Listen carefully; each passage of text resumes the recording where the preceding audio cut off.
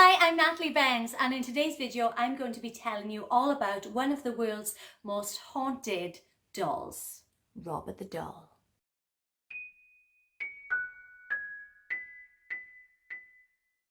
In the early 1900s, a young boy by the name of Robert Eugene Otto, although his family called him Gene, was given a doll like no other.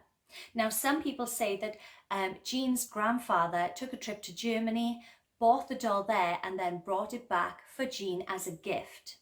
Others say that the family servant had made the doll and then gifted it to Gene.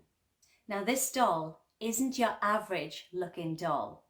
The doll is 3 feet tall, is vaguely human looking, and is dressed in his late owner's clothing, which is a small boy's sailor suit. There's also an eerie looking toy dog that sits on the doll's lap. Now, Gene got quite attached to this doll. He formed a sort of friendship with it. He named it after himself, his first name, Robert. He dressed the doll in his own clothes, and he also carried the doll with him wherever he went. One night, when Gene was only 10 years old, he awoke to find Robert the doll sitting at the end of his bed, just staring at him.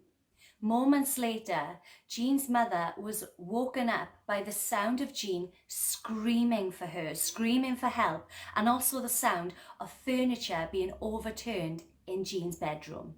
Gene was crying and begging his mother to help him. When his mother was finally able to wrench open the locked door, she found Gene curled up in fear on his bed. The room was a complete shambles, the furniture was overturned, and Robert the doll was simply sitting at the foot of Gene's bed.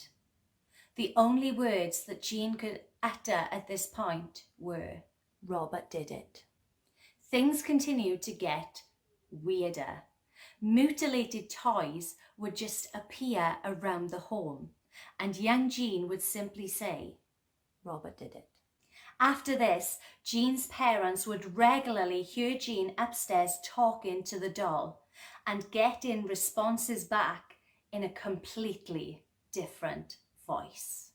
They reported seeing the doll speak and also that his expression would change. Robert the doll was also often heard giggling, running up the stairs, and also seen staring out of the bedroom window. Robert the doll lived with Gene throughout his life, and after Gene's parents died, Gene moved back into the family home with his wife, Anne. Gene decided that Robert the doll needed a room of his own, so he gave him his own bedroom. Now, Gene's wife, Anne, didn't feel comfortable having Robert the doll in the house, but she couldn't quite put her finger on it. I guess she just had a really bad feeling about the doll. And she wanted Gene to lock the doll up in the attic, which he did. Now, apparently, Robert the doll was not happy with his new room up in the attic, and visitors would hear footsteps upstairs coming from the attic. They would hear footsteps pacing back and forth and evil giggling, like devilish giggling, coming from the attic. Children in the neighborhood reported seeing Robert the doll sitting in the window, in the upstairs bedroom window, watching them as they walked to school and seemingly mocking them, but not from the attic window, from the upstairs bedroom window. When Gene heard about this, he of course went to investigate because he had locked Robert the doll in the attic. To his surprise and horror, when he got to the upstairs bedroom, there was Robert the doll sitting in a rocking chair by the window. Gene locked Robert the doll back up in the attic several times, and each and every time he would again find him in the same position in the bedroom, sitting by the window. Robert Eugene Otto died in 1974. And I believe that Robert the doll got passed through a few different owners, although different websites have given different information on this.